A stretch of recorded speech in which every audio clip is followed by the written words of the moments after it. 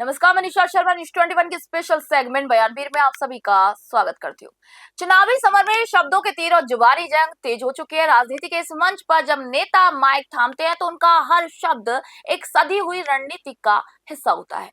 भारतीय राजनीति में बयानबाजी सिर्फ शब्द नहीं बल्कि वोटरों को लुभाने और विरोधियों को घेरने का एक धारदार हथियार भी होता है। तो आज हम विश्लेषण करेंगे मल्लिकार्जुन खड़गे और अखिलेश यादव के हालिया बयानों का, जो सीधे तौर पर सत्ता और नेतृत्व पर यहाँ पर सवाल खड़े करे। चलिए पहले बयान की ओर करेंगे, जहां पर राजस्थान के मुख्यमंत्री है भजनलाल शर्मा। उन्होंने अपना बयान दिया। उन्होंने कहा कि राजस्थान की जनता आज कांग्रेस की विफलताओं का जवाब मांग रही है। पहले आइए भजनलाल शर्मा का ये बयान सुन लेते हैं। आजकल कांग्रेस के लोगों में बड़ी होड़ लग रही है, बड़ी होड़ लग रही है। और आप देख रहे हैं होड़ कैसी लग रही है।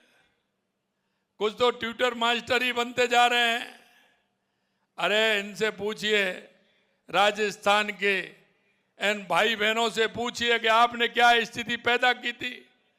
अरे आप इंतजार शास्त्र, क्या आप झूठ का शास्त्र देखिए, आपके भ्रष्टाचार का शास्त्र देखिए।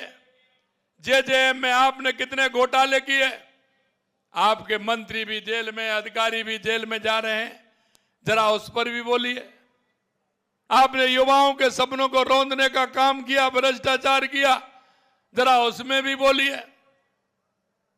आपने किस तरह से युवाओं के पेपर लीक किए थे, उसमें भी बोलिए।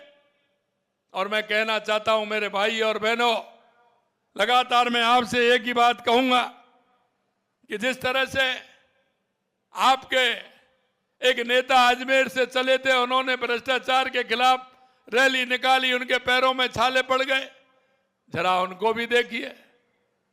मैं आपसे यही कहूंगा कि राजस्थान की जनता पूरा हिसाब मांग। मुख्यमंत्री भजनलाल शर्मा का ये बयान पूरी तरीके से प्रोटेक्टिव डिफेंस की एक रणनीति है, जहां सत्ता में होने के बावजूद भी वे विपक्ष यानी कांग्रेस को कटघरे में खड़ा कर रहे हैं।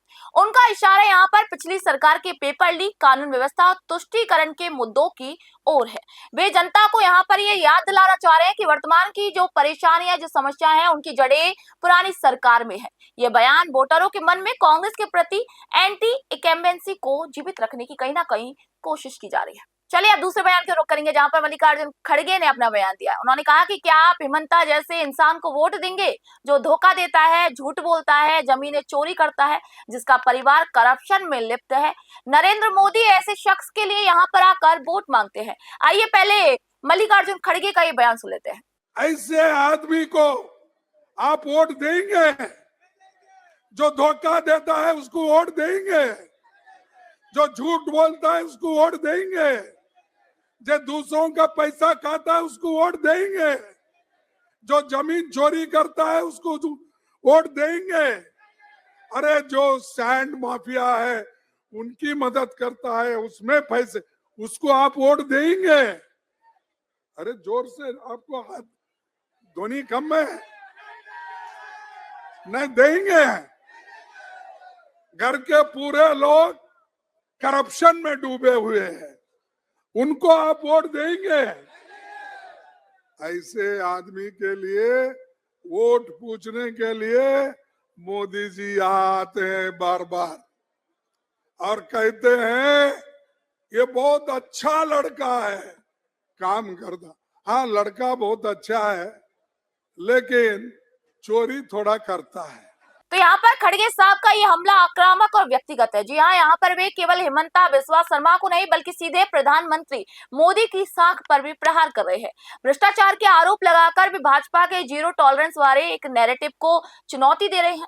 ये बयान असल में भाजपा के उस कोर वोटर को भी भ्रमित करने की कोशिश है जो ईमानदारी के नाम पर मोदी को वोट देता है। वे ये संदेश देना चाह रहे हैं कि भाजपा भ्रष्टाचार के खिलाफ नहीं बल्कि भ्रष्टाचारियों के साथ है। चलिए अब आखिरी और तीसरे बयान की ओर करेंगे, जहां पर अखिलेश यादव ने अपना बयान दिया। उन्होंने कहा कि समाजवादी पार्टी ने सबसे अधिक विकास नोएडा में किया, इसमें कोई अंधविश्वास नहीं। यहाँ तो मुख्यमंत्री का जो कार्यालय भी बना था उसमें भी घास झाड़ लगाकर इस सरकार ने इसको बर्बाद कर दिया। पहले अखिलेश यादव का ये बयान भी आपको सुनवा देते हैं। ये क्विज आप पे छोड़ता हूँ कि एटीएम की तिगड़ी से देश और दुनिया बचाओ।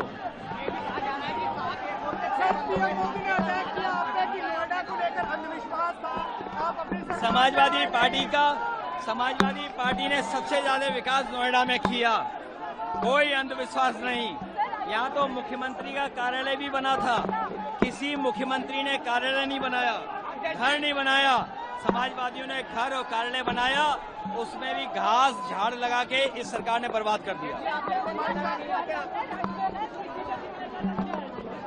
इस बार जो ये भारतीय जनता पार्टी को उम्मीद नहीं होगी, उम्मीद से ज्यादा सीटें समाजवादी पार्टी और इंडिया गठबंधन उत्तर प्रदेश में जीतने जा रहा है। यात्रा की शुरुआत घर से ही की थी पश्चिम में। ये वो इलाका है जहां से सबसे ज्यादा गुंजाइश, सबसे ज्यादा लोग जुड़ते जा रहे हैं।